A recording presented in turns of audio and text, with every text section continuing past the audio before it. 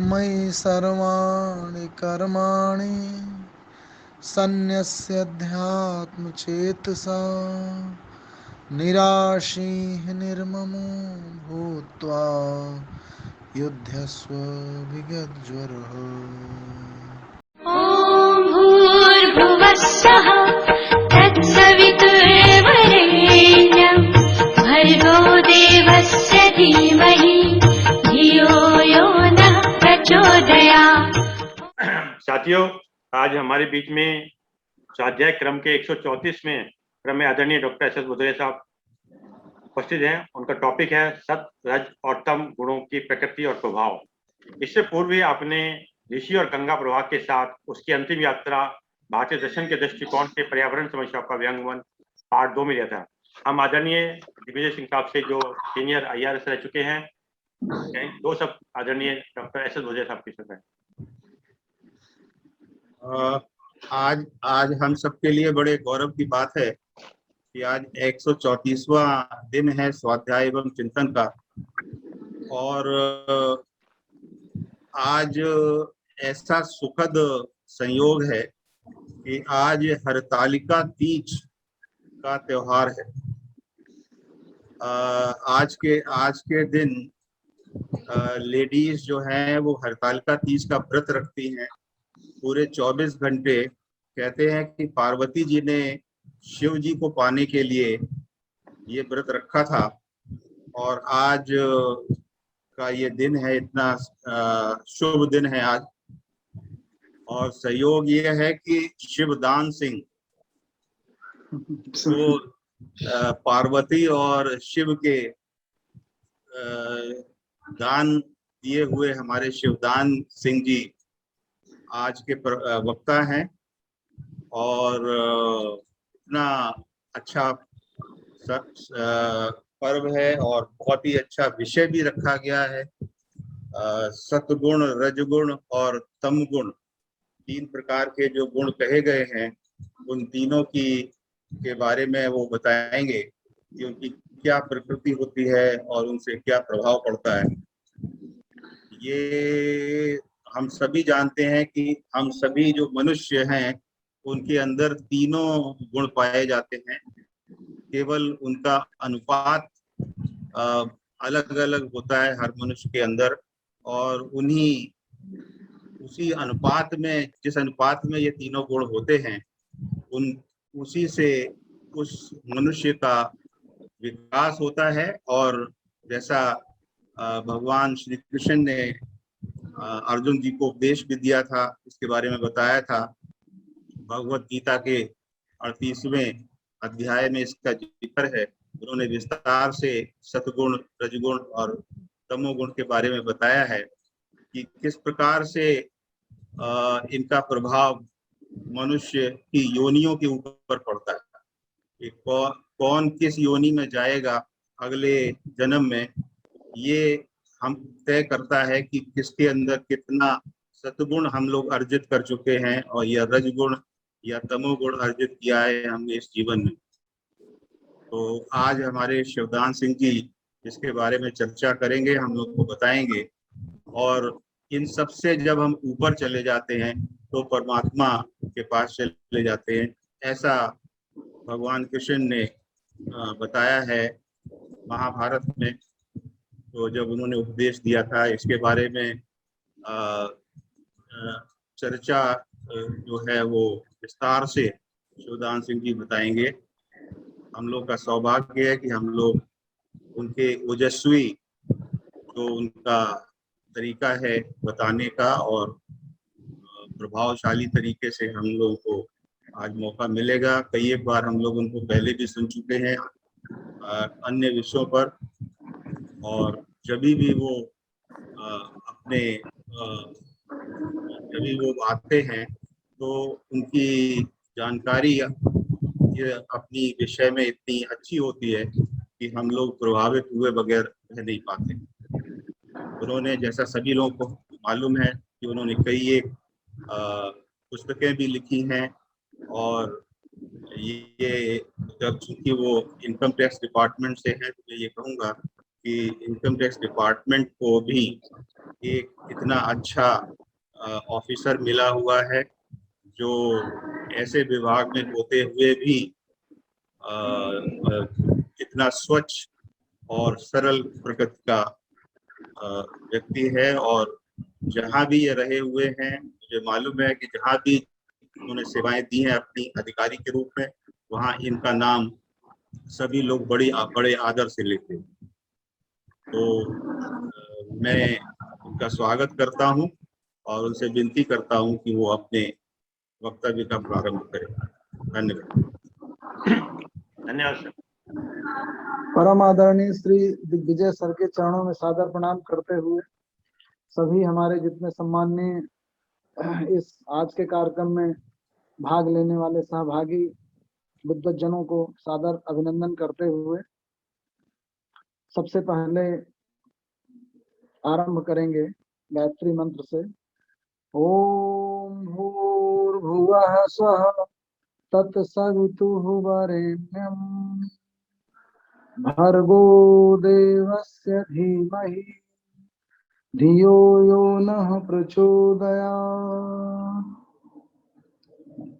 बहुत आरंभ से वैदिक काल से ही सविता को, सूर्य को समस्त जीवन का स्रोत जानते हुए ऋषियों ने, जो दृष्टा ऋषि थे, उन्होंने न केवल भौतिक रूप में गायत्री की वंदना की, बल्कि सूर्य को समस्त ज्ञान का स्रोत मानकर उससे अपने अंतर जगत को प्रकाशित करने का परम शक्ति से सादर निवेदन करते हुए एक ये प्रेरणा प्रदान की कि हमें वस्तुतः ज्ञान से अपने अंतःकरण को आलोकित करना चाहिए और जो भी हमारी प्रकृति है, स्वभाव है और तरह तरह की प्रवृत्तियों का जो प्रभाव है, जो हमारे जो गुण हैं, वो जो हमारी मानसिक संरचना को प्रभावित करते हैं, उन गुण और उनके प्रभावों से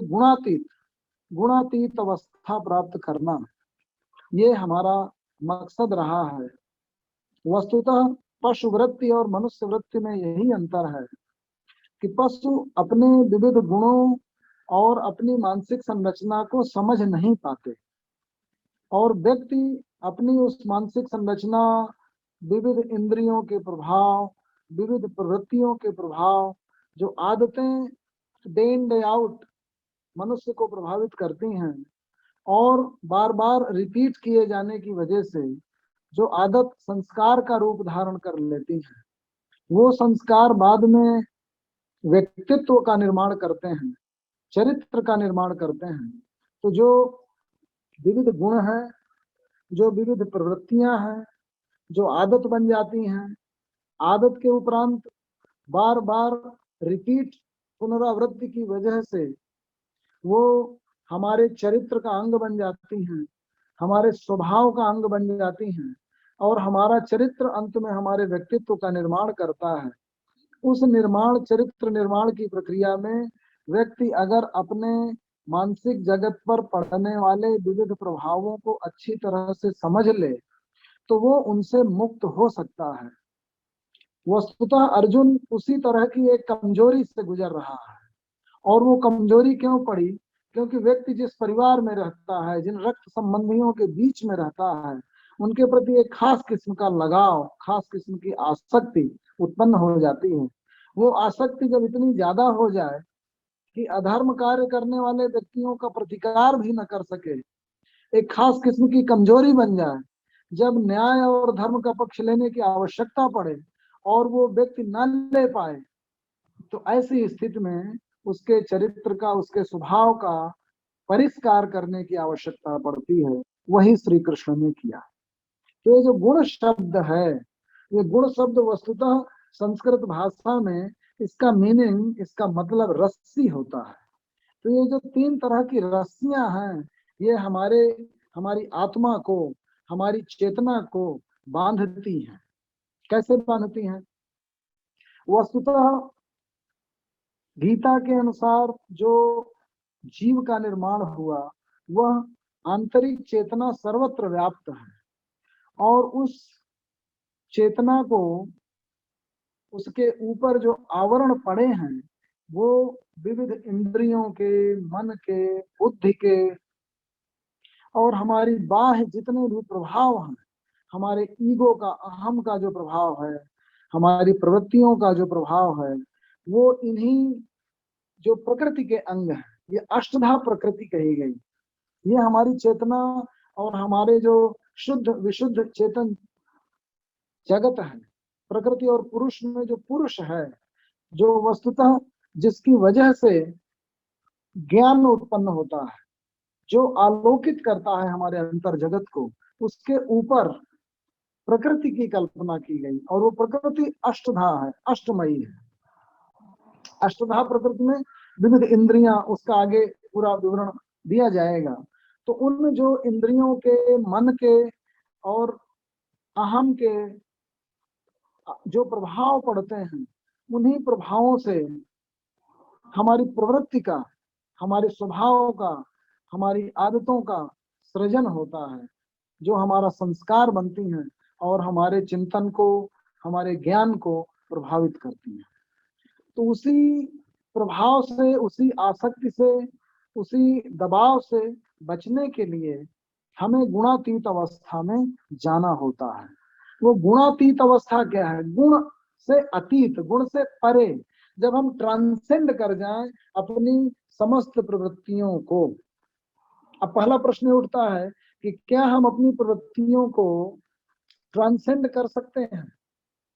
तो हमें पहले समझना होगा कि किस किस चीजों के प्रभाव पड़ते हैं। ये जो गुण है तीनों, सत, रज और तम, इनकी प्रवृत्ति क्या है और इनके हमारे मानस जगत पर प्रभाव किस चीज के द्वारा कैसे पड़ते हैं।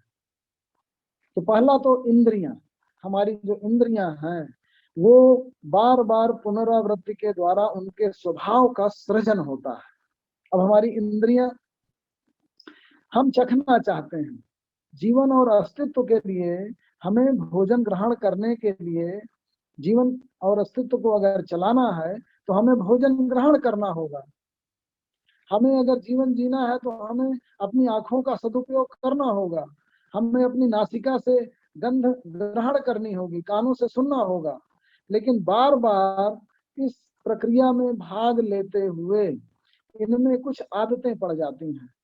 जैसे कुछ स्वाद प्रिय होते हैं और उस प्रिय स्वाद को जरूरत से अधिक, मात्रा से अधिक व्यसन के रूप में लेने की जो आदत पड़ जाती है, वही नकारात्मक आदत, वही नकारात्मक स्वभाव हमारे चरित्र को विकृत करती है। तो ये जो विविध इंद्रियां हैं, हमारी जो जननेंद्रियां हैं, उनकी जो आदतें हैं, उनके जो स्वभाव हैं, वो जब अपने अनुशासन और अपनी सीमाओं को क्रॉस कर जाते हैं, अपनी जो सीमाएं हैं, अपनी जो मर्यादाएं हैं, अभक्ष भक्षण की इच्छा जब होने लगे, अगम्य गमन करने की इच्छा होने लगे, जब उतना संग्रह करने की प्रवृत्ति आदमी के अंदर आ जाए जो आवश्यकता से ज्यादा हो और नकारात्मक हो, वैध और अवैध सभी तरीकों से व्यक्ति संग्रह करने लगे। अब वो संग्रह की आदत कहाँ से उत्पन्न हुई? संग्रह एक आवश्यकता थी इस शरीर को चलाने के लिए, इस परिवार को और अपनी जिम्मेदारियों को चलाने के लिए। आपको धन की आवश्यकता थी तो आपने एक कार्य अपने हाथ में लिया। क्या कार्य लिया? सपोज आपने एक कोई दुकान का आरंभ किया। अब उस दुकान को आरंभ करने की प्रक्रिया में आपका मकसद था धन कमाना। और वो धन की क्यों जरूरत थी? उस धन की जरूरत थी कि आपका व्यक्तिगत पालन पोषण हो, आपके परिवार का पालन पोषण हो, आपकी आवश्यकताओं की पूर्ति हो और आप सुखी रहें और जीवन का संचालन करें, अस्तित्व रक्षण करें और अपनी जिम्मेदारियों का पालन कर सकें, अपने परिवार को अग्रसर कर सकें। एक बड़ी सकारात्मक भावना के साथ आपने उस प्रक्रिया का आरंभ किया।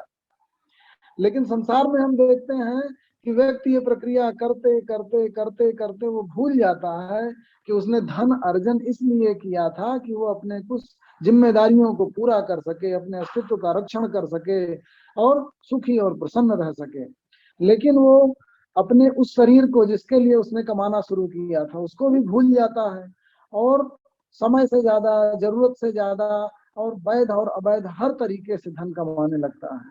तो उससे व्यक्तिगत जीवन में, पारिवारिक जीवन में और सामाजिक जीवन में एक विकृति उत्पन्न होती है। तो गीता का उद्देश्य क्या है? गीता का वस्तुतः उद्देश्य यह है कि हर व्यक्ति अपने जीवन को अनुशासित ढंग से, मर्यादित ढंग से, अत्यंत सदुपयोगी ढंग से, जो पूरे जीवन के लिए जो सदुपयोगी हो सके, जो पूरे समाज के लिए उपयोगी हो सके, उसमें तारतम्यता आ जाए, उसमें एक तरह का संगीत उत्पन्न हो जाए। और वो तभी उत्पन्न होगा जब व्यक्ति के जीवन में एक संतुलन होगा। विविध जो इंद्रियों का प्रभाव है, जो लालच का प्रभाव है, या जो व्यक्ति के अंदर एक तरीके की कुंठा है, व्यक्ति के अंदर जो ईर्ष्या जागृत हो जाती है, अत्यधिक धन संग्रह की भावना उत्पन्न हो जाती है, लालच उत्पन्न हो जाता है, उसके अंदर एक मान और अनावश्यक रूप से दंभ उत्पन्न हो जाता है, अपने शक्ति का उसे दुराग्रह होने लगता है, उससे अपने प्रतिद्वंदियों से ईर्ष्या होने लगती है। उन सब समस्त दुष्प्रभावों से बचा जा सके, ये मकसद है गीता का। तो इन इन मनुष्य की प्रवृत्तियों का अध्ययन करने के लिए हमें एक महत्वपूर्ण पड़ाव जरूर जाना पड़ता है, और वो है गुणों का अध्ययन। ये जो तीनों गुण हैं, ये मनुष्य की मानसिक संरचना को प्रभावित करते हैं, मनुष्य की प्रवृत्तियों को प्रभावित करते हैं। और सत, रज और तम तीनों गुणों के अपने अपने लक्षण हैं।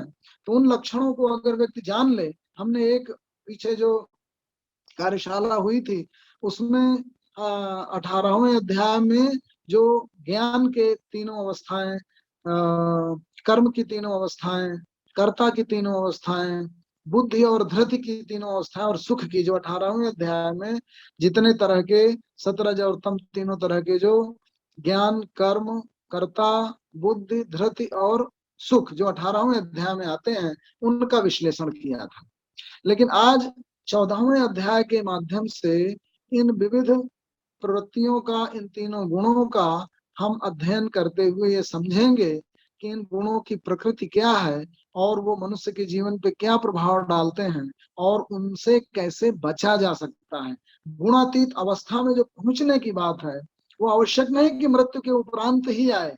इसी जीवन में जीते जी व्यक्ति इन तीनों गुणों को समझकर उनके प्रभाव से बच सकता है। तो उनका ज्ञान, उनका जानना, उनके प्रभाव का अंतरावलोकन करना, अंतर मंथन करते हुए समझना, ये आवश्यक है। तो गीता के 14वें अध्याय में भगवान ने कहा अर्जुन को समझाते हुए, परम भूय प्रवक्ष्यामि ज्ञानानां ज्ञानम उत्तमम यज ज्ञात्वा मुनयः सर्वे परम सिद्धिमितो गताः। हे अर्जुन, मैं तुम्हें पुनः ज्ञानों में उत्तम ज्ञान, ऐसा उत्तम ज्ञान उसके बारे में बताऊंगा जिससे समस्त मुनिगण परम सिद्धि को प्राप्त हो जाते हैं। सिद्धि गीता में इस रूप में आती है कि व्यक्ति अपने परम सिद्धि को प्राप्त कर सके। परम सिद्धि क्या है?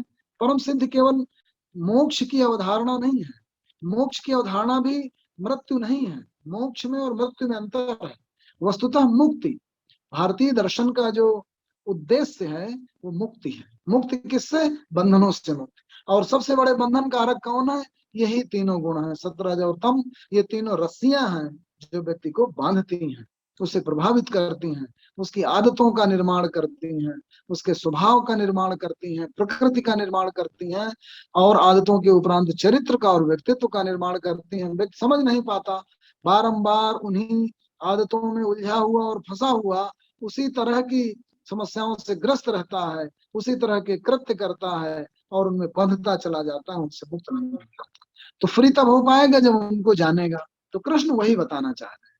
तो इसीलिए कहते हैं 14वें 2 में, इदं ज्ञानम उपाश्रित्य मम साधर्म्यम आगताः सर्गे अपि न जायन्ते प्रलयेन व्यथन्ति च। इस ज्ञान का आश्रय लेकर, इदं ज्ञानम उपाश्रित्य मम साधर्म्यम आगताः, मेरी साधर्म्यता प्राप्त कर सकता है व्यक्ति। तो कृष्ण की साधर्म्यता क्या है? कृष्ण किस चीज का रूपक है? कृष्ण एक चेतना का रूपक है, विशुद्ध चेतना का रूपक है, जो अच्युत है, जो पतित नहीं होती, जो प्रभावित नहीं होती, जो तीनों गुणों को जान जाएगी। ऐसा नहीं कि इनका प्रभाव न पड़े। ये तो प्रवृत्तियां और ये जो प्रकृति है, ये बारंबार दोहराए जाने की वजह से जब आप भोजन देखेंगे, सुंदर भोजन देखेंगे, उस स्वाद का बार बार ध्यान करेंगे, तो आपके अंदर प्रतिक्रिया होगी, आपके अंदर लार आएगी, आपके अंदर लालच आएगा, धन को देख के लालच आएगा। ये स्वाभाविक है, क्योंकि आपने लाखों करोड़ों बार उस चीज का चिंतन किया है, उसे दोहराया है, तो आपका स्वभाव का अंग बन चुकी है। लेकिन आप जान जाएं, जब आप कोई सुस्वादु चीज को देखें और आपके अंदर लार आए और आप उसको जान जाए, समझ जाए, तो आप अपने आप को नियंत्रित कर सकते हैं। बच्चे में और वयस्क में यही अंतर है। बच्चा प्रभावित होगा और प्रभावित होने के बाद अपने आप को नियंत्रित नहीं कर पाएगा, और जो वयस्क है वो उस अलेवर करने वाली चीज को देखेगा, उसे समझेगा और उसके प्रभाव से मुक्त हो जाएगा, और उसके कार्य में, उसके आचरण में और उसके व्यवहार में उसका प्रभाव नहीं आने पाएगा। बस उस प्रभाव से बचना है। ऐसा नहीं कि सुंदर स्त्री को देख के आप आकर्षित ना हो, आप होंगे, लेकिन उस प्रभाव से, अपने आचरणों से आप बचे रहें, आपका आचरण अनुशासित बना रहे, मर्यादित बना रहे, ये उद्देश्य है। मम योनिः महद्ब्रह्म तस्मिन् गर्भं दधाम्यहं संभवः सर्वभूतानां ततो भवति भारत। हे अर्जुन, इस संसार में जो भी रचना होती है, जो भी जीव हैं, उनमें से जो चेतना का अंश है वो मेरा अंश है, उसे मैं बीज रूप में धारित करता हूँ। और जो समस्त प्रकृति है, जो बाह्य आवरण प्रदान करती है, उस चेतना की स्थानक बनती है, उसे आश्रय देती है, वो भी मेरी ही प्रकृति है, वो अष्टधा प्रकृति है। सर्व योनिषु कौन्तेय मूर्तयः संभवन्ति याः। इस संसार में जितनी भी योनियां हैं, उनसे जो भी सृजित होता है, उसमें मैं ही महद योनि के रूप में रहता हूँ, और मैं ही बीज प्रदान करने वाले पिता के रूप। तो प्रकृति और पुरुष में जो पुरुष तत्व है, जो चेतना का तत्व है, वो कृष्ण तत्व है और आत्मा का तत्व है, और जो प्रकृति तत्व है वो अष्टधा प्रकृति उसे आश्रय प्रदान करती है। और ये इस तरह से जो तीन गुण हैं, सत्व, रज और तम, ये प्रकृति संभवा, प्रकृति के द्वारा उत्पन्न होते हैं, और यही इस देह के अंदर, इस देही को, जो अव्यय देही है, देही अर्थात आत्मा, उसे बांधते हैं। गुण मतलब बंधन, बंधन एक तरह के बंधन। तो ये जो तीनों बंधन हैं, ये चेतना को आवरण में रखते हैं। तो उन आवरणों से और चेतना से जो प्रकाश फूटता है, जो ज्ञान फूटता है, जो उससे समझ विकसित होती है, जो जैसे सावित्री की प्रार्थना में हमने सूर्य को आलोकित करने वाले केंद्र के, स्रोत के रूप में समझा, उसी रूप में जो चेतना है, जो आत्मा है, वो प्रकाश का केंद्र है, और उसके इर्द गिर्द जो प्रकृति है, वो प्रवृत्तियों का निर्माण करती हुई, उसे बांधती हुई, तीनों गुणों का, सत्व और रज का निर्माण करती है, और इस तरह से पूरी सृष्टि संचालित होती है। तो अब इनकी प्रवृत्तियां क्या क्या हैं? तत्र सत्वं निर्मलत्वात् प्रकाशकम् अनामयम् सुख संगेन बधनाति ज्ञान संगेन च अनघ। ऐ निष्पाप अर्जुन, निष्पाप क्यों कहा श्री कृष्ण ने?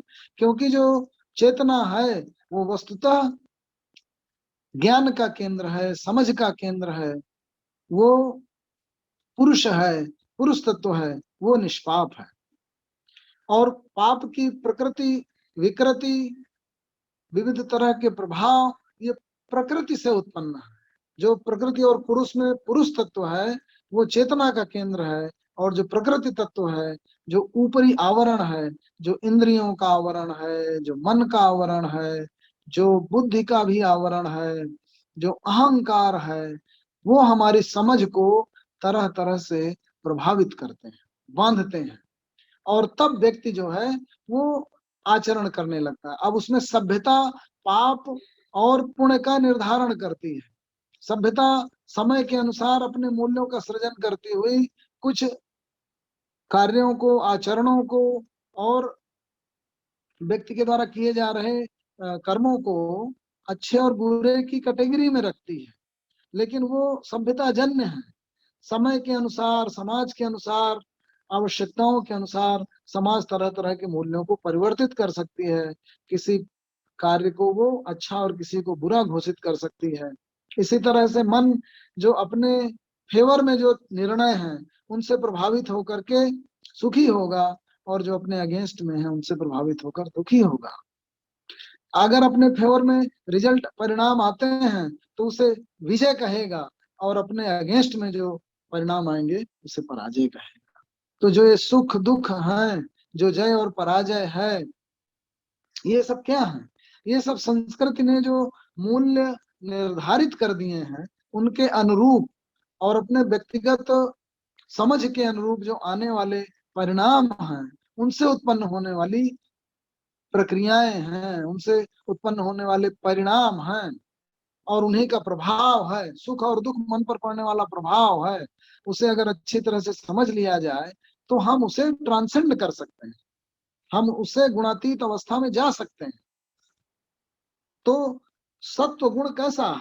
सत्व गुण निर्मल है, उसमें किसी तरह का प्रभाव नहीं, स्टेनलेस है वो, उसमें कोई दाग, उसमें कोई धब्बा, वो प्रकाश पुंज के रूप में उसकी कल्पना की गई, और अनामय है, उसमें किसी तरह की विकृति विकार बीमारी नहीं है, अनामय अवस्था है, निरामय अवस्था है। तो सत्व अवस्था जो है वो निर्मल अवस्था है, प्रकाश की अवस्था है, अनामय की अवस्था है। इसीलिए वो सुख से बांधती है, ज्ञान से बांधती है, लेकिन बांधती है। तो इसलिए हम आगे कहा जाएगा कि सत्व के प्रभाव से भी हमें ऊपर जाना है, उसके प्रभाव से भी मुक्त होना है। तो और रज की अवस्था कैसी है? रजो रागात्मकम विद्धि। रज अटैच करने वाला है, रागात्मक है, रागमयी है, अनुरागमयी है, आसक्तिमयी है, और वो तृष्णा और आसक्ति का उद्भव करती है। रजो रागात्मकम विद्धि तृष्णा संग समुद्भवम तत् निवेदनन्ति महाबाहो कर्म संगेन देहिना। वो इस देही को कर्म के साथ बांधती है, इस आत्मा को, इस चेतना के केंद्र को कर्ममयी, कर्म के साथ बांधती है, व्यक्ति को कर्ममयी करती है। तो जो सत्व प्रकृति है वो ज्ञान उत्पन्न करती है, सुख उत्पन्न करती है, चेतना बढ़ाती है।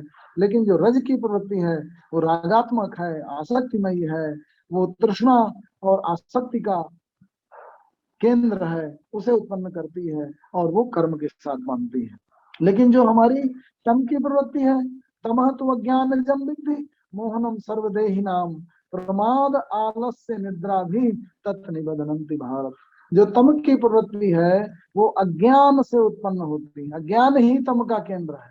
अज्ञान और अविद्या, जब आप गलत समझे या ना समझे, जब आप अंधकार में हो, जब कुछ समझ ही न पाए या विकृत समझे या गलत समझे किसी चीज को, तो वो अविद्या है, वो मोह उत्पन्न करता है। आपके अंदर सही समझ का जब अभाव हो जाए तो आप अज्ञान में होते हैं, तब आप तम की अवस्था में होते हैं। जब आप अकर्ममयी अवस्था में होते हैं, निद्रा आपको घेरती है, आप आलस्य की अवस्था में होते हैं, प्रमाद की अवस्था में होते हैं, तो प्रमाद, आलस्य और निद्रा, तो जहां पे कर्तव्य कर्मों का निर्वाह करना हो और आप न कर पा रहे हैं, जब आप किन कर्तव्य विमूढ़ हो जा रहे हो, जब आपसे अपेक्षा की जाए कि आप उठें और अपने कर्तव्य पथ पर चल पड़े, जब आपसे अपेक्षा की जा रही हो कि आप लड़ें, संघर्ष करें और अपने व्यक्तिगत और सामाजिक उत्तरदायित्वों का निर्वहन करें, और आप ना कर पा रहे हो, तो आप समझिए तम की अवस्था में है। तो तम की अवस्था एक सुसुप्त की अवस्था है, निद्रा की अवस्था है, आलस्य की अवस्था है, कर्तव्य कर्म न करने की अवस्था है, मर्यादाओं के उल्लंघन की अवस्था है, अज्ञान की अवस्था है। तो ऐसे तम, रज और सत्व, ये तीनों गुणों का आरंभ कहा गया। सत्वम सुखे संजयति, सत्व की प्रवृत्ति यह है कि वो सुख बढ़ाता है, और रज कर्ममयी करता है, और ज्ञान को आवरण में ढक कर, ज्ञानम आवृत तु तमः प्रमादे संजय, प्रमादमयी बनाता है। तो जब आप आलस्यमयी हो रहे हो, आप कर्म ना कर रहे हो, आपको निद्रा घेर रही हो, आप कर्तव्य पथ से च्युत हो रहे हो, आप अभक्ष भक्षण कर रहे हो, अगम्य गमन कर रहे हो, असंग्रह संग्रहित कर रहे हो, तब उस समय आपका तमस बढ़ा हुआ है, तम की प्रवृत्ति बढ़ी हुई है। जबकि सत्व की प्रवृत्ति सुख में आपको लगा रही होगी, रज की प्रवृत्ति आपको कर्ममयी कर रही होगी। ऐसा नहीं कि सत्व गुणों वाला व्यक्ति कर्ममयी नहीं होता, जैसा कि परमादरणीय श्री दिग्विजय सर ने आरंभ में ही बताया कि व्यक्ति के अंदर तीनों गुण तरह तरह से उसे प्रभावित करते रहते हैं। जिस व्यक्तिगत समय में बुद्धि का प्रभुत्व होगा, व्यक्ति बुद्धि से संचालित होगा, तो जरूर वो अपने कर्तव्य पथ पर चल पड़ेगा। तो आपका शरीर भले ही थका हो, आपको भले ही डर लग रहा हो, आपको डर की प्रवृत्ति प्रभावित कर रही हो, आपकी इंद्रियां थक रही हो, आपके अंदर एक घबराहट हो, तब भी आपकी बुद्धि आपको अगर मार्गदर्शित करे और उसका पालन करने लगे, तो समझिए आपका सत्व प्रधान हो गया। तो आपने तम को जीत लिया अपने सत्व के द्वारा। आपका सत्व सुखमयी रहता है, ज्ञानमयी रहता है। लेकिन जो आपका रज है वो आपको कर्म में बार बार लगाता है, कर्म पथ की ओर आगे बढ़ाता है, आपको संचालित करता है, आपको उत्तेजित करता है, आपको क्रोधमयी करता है, आपको वेगमयी करता है। तो जो चलन की स्थिति है, वेग की स्थिति है, क्रिया प्रतिक्रिया की स्थिति है, चलायमान करने की स्थिति है, वो रजगुण से आती है। तो रजगुण की भी आवश्यकता होती है, लेकिन उस रजगुण को बार बार सत्व गुण से संयमित करना होता है। तो तीनों का प्रभाव आप पर किस तरह से पड़ रहा है और उसके प्रभाव को आप अच्छी तरह से समझ करके और फिर बुद्धिमयी होकर, जब आपको मूड घेर ले, जब आपको मूड घेर ले, आप जहाँ पे जो है कभी आपका मूड एकदम से करने लगे तो आप कर्ममयी हो जाते हैं, एकदम से कर्म करने लगते हैं। मूड सिंक कर रहा हो, कोई ऐसी घटना हुई हो जो आपको प्रभावित कर रही हो, और रात्रि का समय हो जब आपका मूड आराम करने का हो, फिर भी काम की जरूरत पड़ जाए और ना आप कर्म करें, तो समझिए आप में रज प्रभावी हो रहा है। तो उस ऐसे रज को जो मूड का संचालन करता है, उसको अपनी बुद्धि के द्वारा समझा बुझा कर फिर अपने व्यक्तित्व को फिर से कर्म में लगा दे, जहां आवश्यक हो कि नहीं कर्तव्य पथ में ड्यूटी में आपको जाना जरूरी है। तो समझिए आपकी बुद्धि ने आपके तीनों गुणों पर विजय प्राप्त करके, सत्व का की प्रधानता करके आपको कर्ममय कर दिया और आगे बढ़ा दिया। इसीलिए कहा गया 10वें श्लोक में, रजः तमः च अभिभूय सत्वम भवति भारत। रज और तम को दबाकर उन पे प्रभावी होकर के सत्व प्रधान हो जाता है, रज और सत्व को दबाकर तम प्रधान हो जाता है, तम और सत्व को दबाकर रज प्रधान हो जाता है। इनकी प्रकृतियों का और प्रवृत्तियों का अध्ययन करना आवश्यक होता है। अब व्यक्ति में कैसा प्रभाव हो रहा है देखिए, सर्वद्वारे सुदेहे अस्मिन् प्रकाशम उपजायते ज्ञानम यदा तदा विद्यात् विवृद्धम सत्वम इति उत।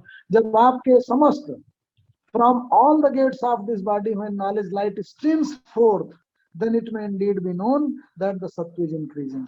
जब आपके सभी द्वारों से, जब आपकी जो इंद्रियां हैं उनके प्रभाव आप पर प्रभावी न हो रहे हों, सभी ज्ञान से संचालित हो रहे हों, सभी स्वाभाविक अपने कर्ममयी पथ पर अग्रसर हो रहे हों, जब आप अगम निगमन न करना चाह रहे हों, अभक्ष भक्षण न करना चाह रहे हों, कर्तव्य भले ही आपका कितना ही कठिन कर्म पथ है लेकिन उसमें आगे बढ़ने की आपको प्रेरणा मिल रही हो, आपका मन आपके अनुकूल चल रहा हो, चारों तरफ से ज्ञान का, प्रकाश का, उत्साह का संचार हो रहा हो, तो समझिए कि आप में सत्व गुण बढ़ा हुआ है। लेकिन लोभ प्रवृत्ति आरंभ कर्मणाम अशमः स्पृह रजस्येतानि जायन्ते विवृद्धे भरतर्षभ। लेकिन जब आप में लोभ का सृजन हो रहा हो, जब आप में कोई कार्य, बड़ा कार्य लेकर के ग्रहण करके उसमें उसको संचालित करने की प्रवृत्ति हो रही हो, तो आप आसक्तिमयी हो करके,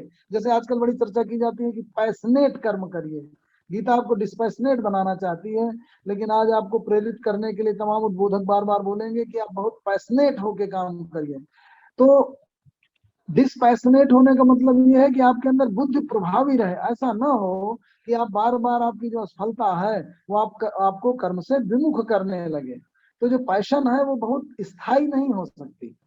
तो इसीलिए जो रज गुण से व्यक्ति प्रभावित होता है वो मूडी हो जाता है, वो पैशनेट हो जाता है, क्षणे रुष्टा क्षणे तुष्टा हो जाता है, उसमें बल बहुत होगा लेकिन एक सिलसिलेवार ढंग से लगातार क्रमबद्ध और लंबे समय तक वो उसके अंदर युक्ति नहीं रहेगी, बुद्धि की प्रधानता नहीं रहेगी, वो आवेशित दिखेगा, वो प्रतिक्रियामयी दिखेगा, वो ईर्ष्यामयी दिखेगा। हो सकता है उठा करके जो है किसी की कत्ल ही कर दे, क्योंकि एकदम से उसके अंदर आवेश बढ़ गया, प्रतिक्रिया बढ़ गई, क्रोध बढ़ गया, लोभ का प्रभाव बढ़ गया।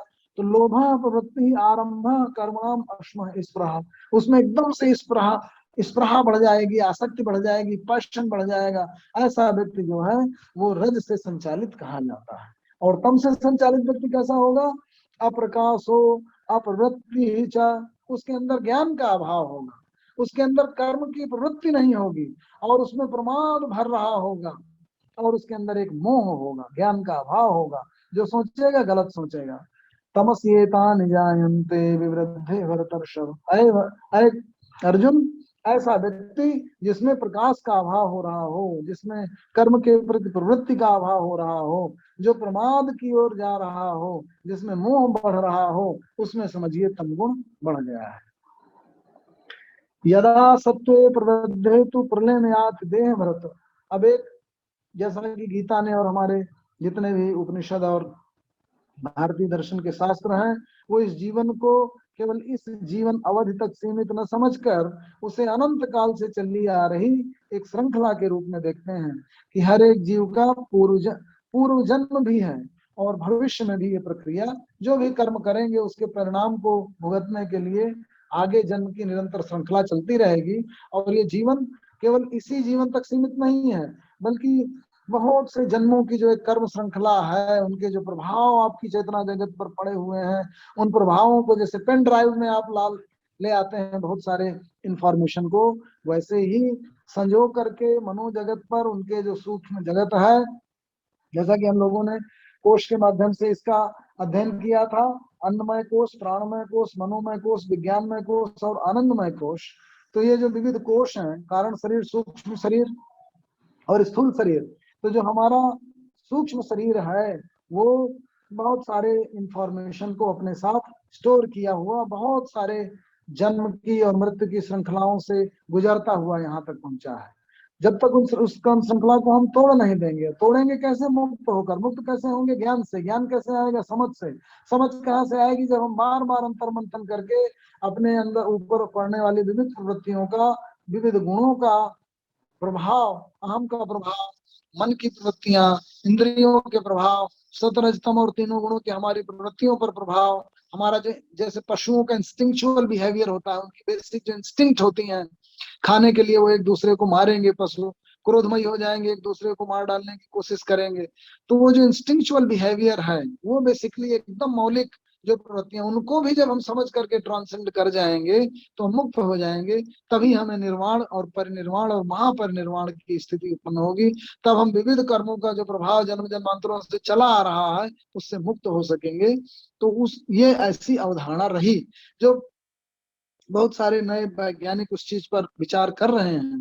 तो उसी को श्री कृष्ण कहते हैं कि जब सत्व गुण की प्रवृद्धि हो, अधिकता हो, उस समय जो व्यक्ति मृत्यु को प्राप्त होता है तो ज्ञानवान लोगों के लोक को जाता है। मतलब उसके अंदर क्योंकि ज्ञान का, समझ का प्रभाव अधिक है, तो उसकी जो उत्पत्ति होगी जिस योनि में, जिस जगह, जिस शरीर में, वो ज्ञानमयी होगी। और जब रज की प्रधानता की अवस्था में व्यक्ति मृत्यु को प्राप्त होगा, प्रलीन होगा उसका शरीर, तो जिस योनि में जाएगा वो ज्यादा कर्ममयी होगी। और मूल योनियों को जाएगा उस अवस्था में जब तम की अधिकता होगी। तो हमारा जो मानस है वो कैसे निर्मित है, उस पर प्रवृत्तियों के प्रभाव क्या है, और मृत्यु के समय उनका प्रभाव कहाँ ले जाएगा, इसका विवेचन हुआ। 16वें श्लोक में कहते हैं श्री कृष्ण 14वें अध्याय के, कर्मणः सुकृतस्य आहुः सात्विकं निर्मलं फलम रजसस्तु फलम दुखम अज्ञानम तमसः फलम। फल क्या होता है? जो अच्छे कर्म हैं, जो सात्विक कर्म हैं, उनका जो फल है वो निर्मल होगा।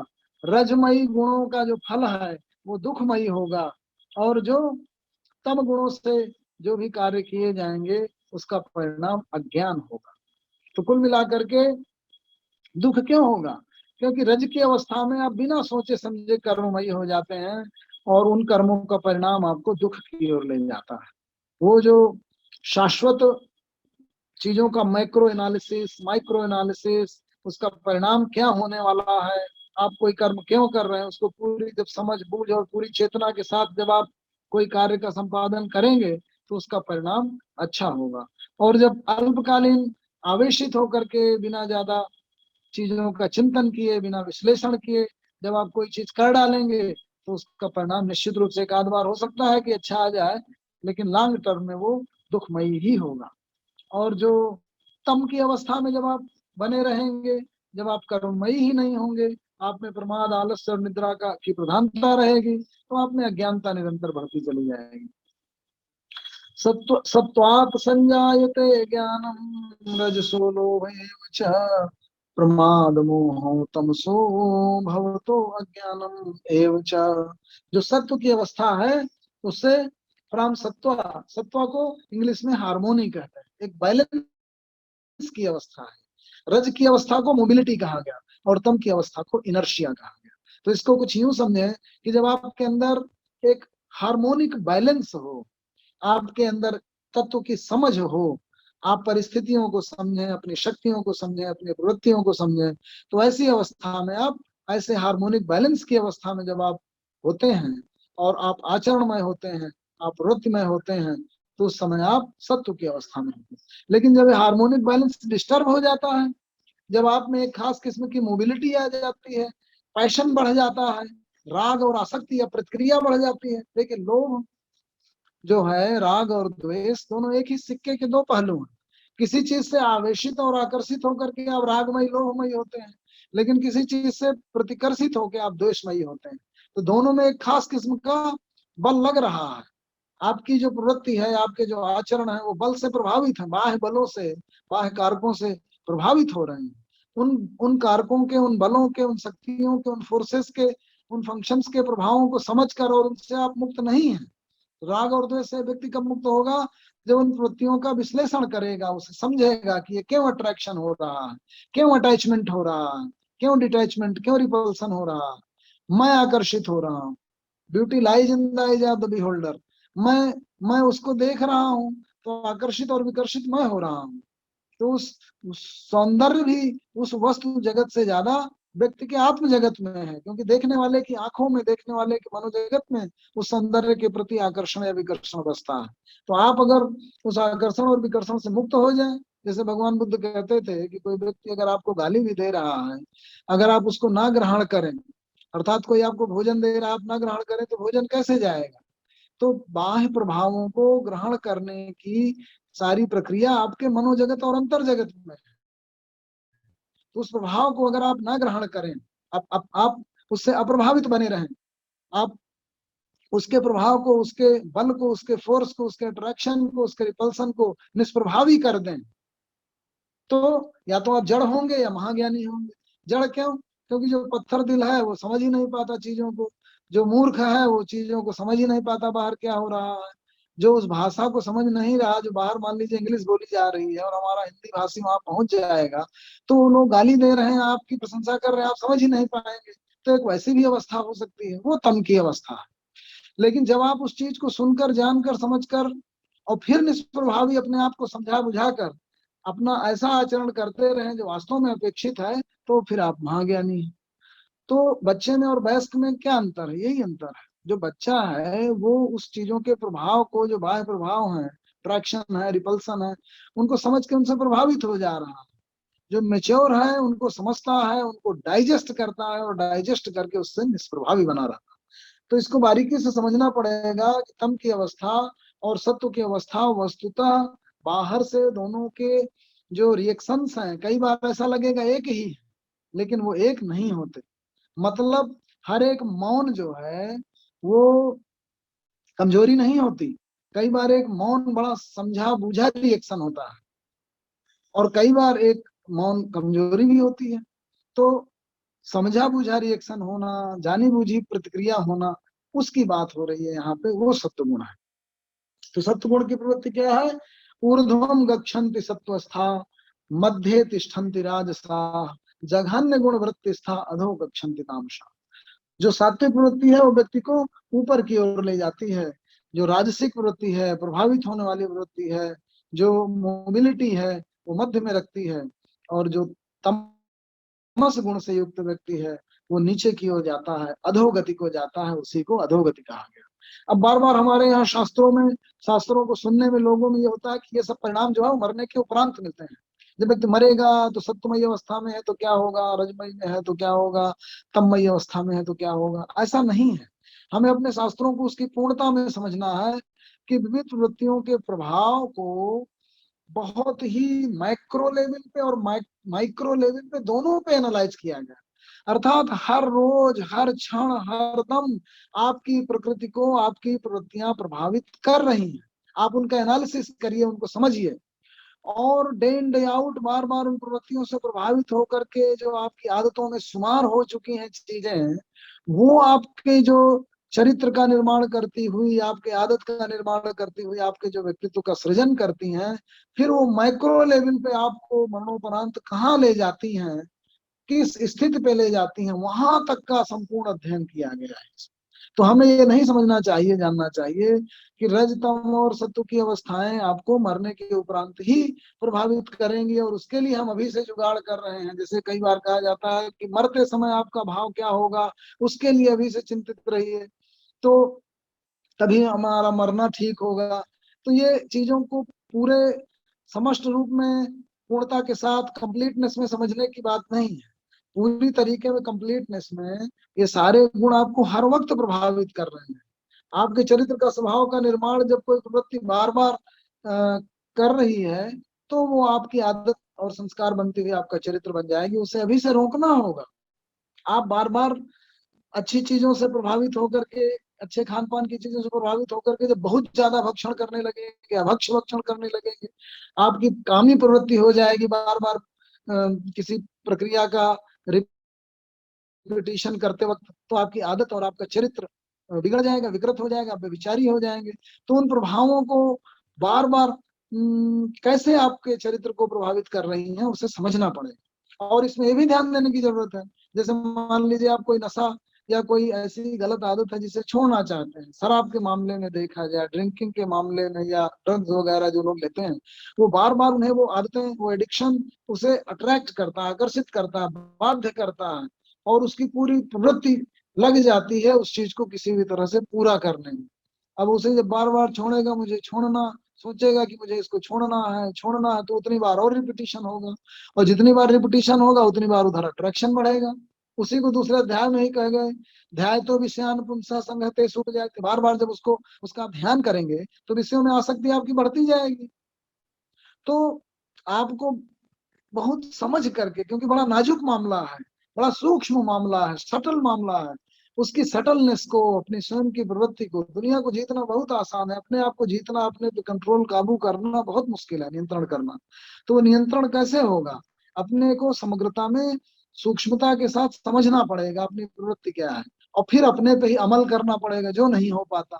अपनी ही इंद्रियां बार बार अपनी बुद्धि से जीत जाती हैं, अपना मन बार बार जीत जाता है, अपना अहम बार बार बुद्धि पे हावी हो जाता है कि तुम बेवकूफ हो, ये सब चीजें बाद में लागू कर लेंगे, अभी अपना काम हो रहा है, अपना इंटरेस्ट, अपना हित सध रहा है, तो इसलिए इसमें कंप्रोमाइज कर जाओ, बाद में देखेंगे। लेकिन आदमी अपने से बच के कहाँ जाएगा? उसी के जो प्रभाव हैं मानस जगत पर छपे रहते हैं, और उसमें गिल्ट क्रमशः बढ़ता जाता है, अपने से हार कर व्यक्ति बार बार विकृत होता चला जाता है, स्प्लिट पर्सनालिटी बन जाता है। तो हमको जो है अपने चरित्र को बहुत ही सूक्ष्मता से समझ करके उसे अपने आप में लागू करना है। नान्यम गुणेभ्यः कर्तारं यदा दृष्टानुपश्यति गुणेभ्यः च परम वेत्ति मद्भावं सो अधिगच्छति। जो समझदार व्यक्ति है वो जानता है कि इन गुणों के अलावा कोई कर्ता नहीं है। न अन्यम गुणेभ्यः कर्तारम, जो दृष्टा है, जो देख सकता है, जो समझ सकता है, जो अपने आप के चरित्र का, स्वभाव का, प्रवृत्तियों का विश्लेषण और अध्ययन कर सकता है, वो जानता है कि ये गुण ही व्यक्ति को संचालित कर रहे हैं।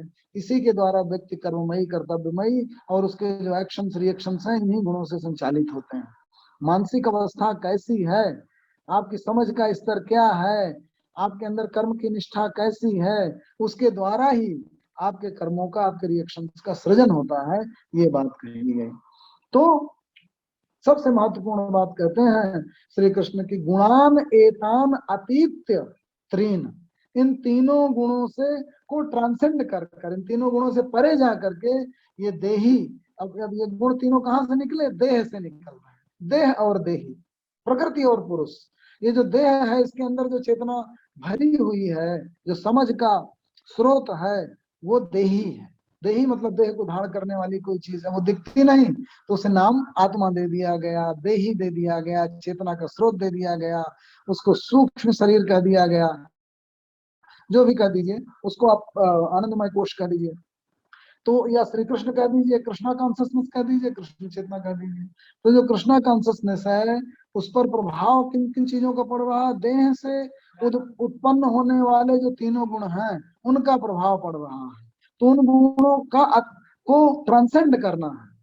तो अब वो गुण किस तरह से प्रभावित करते हैं?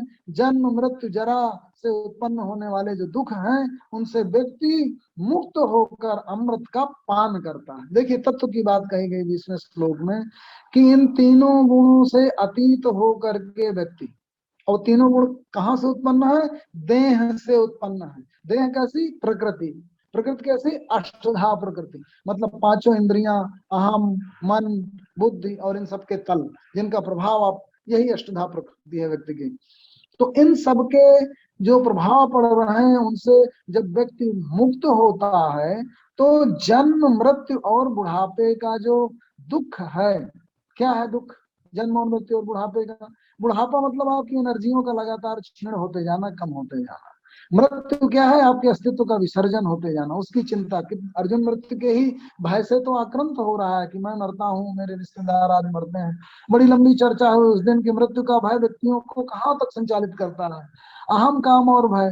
अहम और अस्तित्व, यही जन्म, जो आपका जन्म है अर्थात आपका जो अस्तित्व है उसको आप बहुत उच्च कोटि का करना चाहते हैं। आप वो बनना चाहते हैं जो आप नहीं बन सकते, आप वो पाना चाहते हैं जो आप नहीं पा सकते। आपके अंदर अत्यंत दम्भ, मान और अहम और प्रतिष्ठा की भावना जब भर गई है, वो भी एक विकृति है। जैसे खूब अच्छा अच्छा खाना भी विकृति है। बहुत ज्यादा मात्रा में औषध भी अगर आप 2-3 किलो कोई चीज ले लें तो औषध भी आपका विष बन जाएगी। तो कुल मिलाकर के जो अस्तित्व के बोध की का आधिक्य है, जो अहम, वही अहम भाव बनता है। तो ये जन्म भाव है, जन्म से उत्पन्न होने वाला दुख है। मृत्यु, इस अस्तित्व के संरक्षण के लिए आप इतना भयग्रस्त होते जा रहे हैं कि आप बहुत सारे उल्टे सीधे काम करते जा रहे हैं, जहां करना चाहिए वहां नहीं कर रहे, डर के भागे जा रहे हैं कि मैं मर जाऊंगा, मेरे रिश्तेदार मर जाएंगे, और एनर्जियों का जो लगातार जो एनर्जी आपकी कम होती। तो जन्म मृत्यु और जरा का से उत्पन्न होने वाला जो दुख है उसका स्रोत क्या है? वस्तुतः विचार करके आप देखेंगे तो पाएंगे कि जन्म से उत्पन्न होने वाला जो दुख है वो अस्तित्व का प्रपोर्शन से अधिक जो बोध हो गया है आपको। मृत्यु मतलब आपके अस्तित्व की समाप्ति का जो प्रपोर्शन से अधिक बोध हो गया है। और जरा, बुढ़ापा मतलब आपकी जो एनर्जीज क्रमशः आपके हाथ से चली जा रही है, प्रकृति लगातार छीनती जा रही है। आप जाएंगे लूव्र म्यूजियम में फ्रांस में तो आप देखेंगे एक बड़ी सुंदर मूर्ति बनी हुई है, उसमें एक महाशक्तिशाली जो हरक्यूलिस व्यक्ति है उसको जो है एक शेर उसके हाथ को खाए जा रहा है, वो छुड़ाना चाहता है बार बार। ऐसा हरक्यूलिस जो पूरे जीवन जीतते आया है, सारे ओलंपिक के पदक जीतता आया है, उससे कोई ज्यादा शक्तिशाली नहीं हुआ, उसको एक शेर लगातार उसके हाथ को दबाए हुए है और क्रमशः और भक्षण करता जा रहा है और भक्षण करता जा रहा है, उससे छुटाना चाह रहा है लेकिन छूट नहीं पा रहा। तो यही है, व्यक्ति की एनर्जीज उसके हाथ से लगातार क्रमशः उम्र के बढ़ने के साथ साथ वो देखता है कि सारा मेरा नियंत्रण छूटता जा रहा है, परिवार में मेरी जो आज्ञाएं चलती थी, मेरे इर्द गिर्द जो पूरा कारोबार दुनिया का घूमता था, वो सब धीरे धीरे करके मेरे बच्चों में चला गया, मेरे सब आने वाली जनरेशन में चला गया। तो ऐसी जो जरा की अवस्था है उससे देखकर जो व्याधियां होती हैं, अपना शरीर कितना शक्तिशाली होता था। मैं तो एक झोंक में ही पूरा जो है नदी पार कर जाता था, मैं तो रात रात भर जगता था, मैं तो 8 घंटे कोर्ट में बहस कर लेता था, मुझे सब याद रहता था, और वो सब क्रमशः जा रहा है, जा रहा है। तो ऐसा जो जरा भाव है, आपकी एनर्जी का लगातार क्षीण होते जाने का भाव है, वो जरा से उत्पन्न होने वाला दुख है। तो जन्म से होने वाला दुख, मृत्यु से होने वाला दुख, और आपके जो एनर्जीज के कम होने से जरा की अवस्था से होने वाला दुख है, इनसे व्यक्ति कैसे मुक्त हो सकता है? जब अपनी प्रवृत्तियों को, प्रकृति को, जीवन को, अस्तित्व को अच्छी तरह से समझ ले कि आने जाने की जो प्रक्रिया है, अस्तित्व के सृजन और विसर्जन की जो प्रक्रिया है, ये एक खास प्रक्रिया के तहत चल रही है। इसमें जो अपना अस्तित्व है जितने समय के लिए है उसी में आनंदित रहें, जो पा गए हैं उसी को भरपूर तरीके से जिए। जो भी संबंध अच्छे हैं, जो भी व्यक्ति अपने प्रति जैसा भी कर्म कर रहे हैं उसमें हम कम से कम अनुशासित होकर के उससे रिएक्शन उसमें कर रहे, और कोई भी हमारे साथ जो व्यवहार करता है उसका जो हम प्रति व्यवहार दें, तो हमारा जो प्रति व्यवहार है, हमारे जो कर्म है, हमारे जो रिएक्शंस हैं वो ज्ञानमयी हो, अनुशासनमयी हो, तभी आप समझिए जब इन सब चीजों को जान जाते हैं तब आप अमृत का पान करते हैं। यही अमृत तो है। अमृत तो भौतिक रूप में संभव नहीं है, क्योंकि जो पदार्थ है, पदार्थ की प्रकृति लगातार रूप परिवर्तित करते रहने की है। पदार्थ तो रूप बदलेगा, जब रूप बदलेगा तो एक शरीर से विसर्जन होकर के दूसरा शरीर होगा। तो अमृतत्व का जो पान है, अमृत स्नुते, मुक्त के द्वारा ही अमृत का पान किया जा सकता है। किनसे मुक्त होकर? इन दुखों से मुक्त होकर। दुख कहाँ से आए? जन्म मृत्यु और जरा के। सोचिए, देखिए फिर से बुद्ध को इन्हीं तीनों अवस्थाओं से मोह उत्पन्न हुआ था। जब उन्होंने एक बुढ़िया को देखा, जब उन्होंने एक लाश को देखा जाते हुए, और एक रोगी व्यक्ति को देखा। रोगी व्यक्ति आपके अस्तित्व को क्षीण होता हुआ जन्म से उत्पन्न होने वाला दुख है। जो बुढ़िया है वो जरा का दुख है, जो लाश है मृत्यु का दुख है। उन तीनों से जब वो व्यथित हुए तो उन्होंने जो है शरण ली। कहाँ की अपदीपो भव हुए, खुद पे ज्ञान ढूंढा और खोजा, और बहुत सालों के उपरांत उस प्रज्ञा को समझ पाए।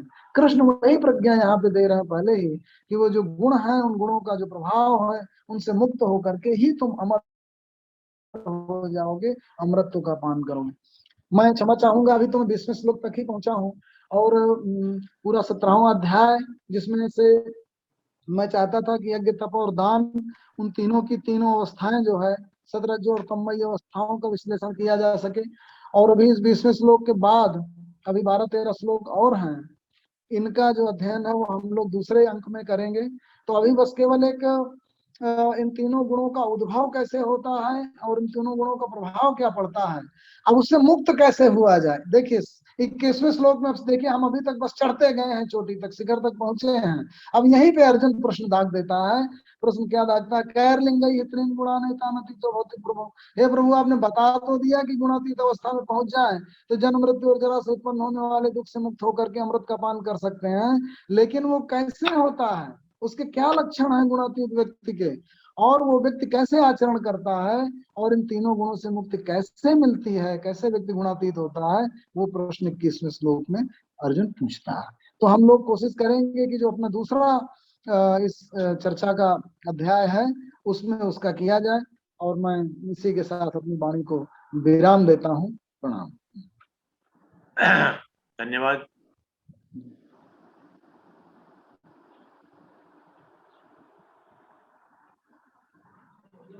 धन्यवाद आदरणीय डॉक्टर एस एस भुदेया साहब, जो कि आयकर विभाग में सीनियर आईएएस हैं। आज आपने सत्य, रज और तम गुणों की प्रकृति और प्रभाव को बहुत ही सरल तरीके से हमको समझाया। अगर वास्तव में देखा जाए तो तीनों चीजें हमारे जीवन की जीने की कला है। आपने एक जगह मौन शब्द पे भी अपना कहा कि कहाँ हमको मौन रहना चाहिए और कहाँ बोलना चाहिए। वास्तव में अगर देखा जाए तो दो शब्द बड़े पावरफुल हैं, साइलेंस और स्माइल। अगर जीवन के अंदर साइलेंस और स्माइल करना आ जाए कि कहाँ हमें मुस्कुराना है और कहाँ साइलेंस रहना है, तो काफी हद तक अपनी चीजों से अपने दूर हो सकते हैं। भगवान बुद्ध का जो आपने उदाहरण दिया, वास्तव में अगर देखा जाए, जैसे कि कोई किसी ने कोई चीज दी और हमने स्वीकार नहीं करी तो हमारे पास ही रहती है। इसी प्रकार से कभी किसी ने कोई कटुवचन कहा या कोई बात भी कही, उसी भाव से अगर हम रहते हैं तो काफी हद तक हम बच सकते हैं। आपने जो सत्य, रज और तम, इन तीनों गुणों से प्रकृति की रचना हुई है, इसलिए सृष्टि के सभी पदार्थों में तीनों गुण विद्वान हैं। अगर देखा जाए तो सद्गुण हल्कापन देता है, और रजगुण हमें गति देता है, और तम गुण हमें मोह और आलस में देता है। आपने तीनों चीजों को बड़ा सुंदर दिया, हम आपके बेहद आभारी हैं।